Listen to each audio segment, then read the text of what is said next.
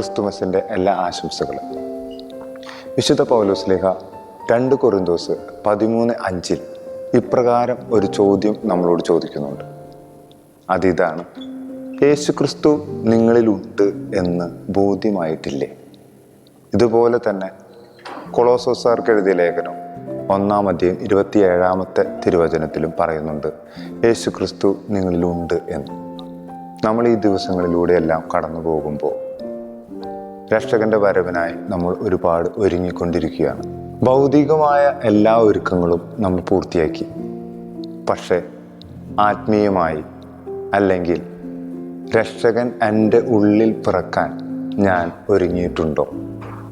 ഇല്ലെങ്കിൽ നമുക്ക് ഈ ക്രിസ്മസിൽ ഒന്ന് പ്രത്യേകം പ്രാർത്ഥിക്കാം. കർത്താവേ, യേശുക്രിസ്തു എൻ്റെ ഉള്ളിൽ വന്ന് ജനിക്കാനുള്ള വലിയ കൃപ എനിക്ക് തരണമേ എന്ന്. അങ്ങനെ വിശുദ്ധ പൗലോസ്ലീഹയോട് നമുക്ക് പ്രകാരം പറയാം: യേശുക്രിസ്തു എൻ്റെ ഉള്ളിലുണ്ട് എന്ന ബോധ്യം എനിക്കുണ്ട് എന്ന്. യേശു നമ്മളുടെ എല്ലാവരുടെയും ഹൃദയത്തിൽ വന്ന് പിറക്കട്ടെ. ആമേൻ. എല്ലാവർക്കും ക്രിസ്തുമസിൻ്റെ എല്ലാ ആശംസകളും.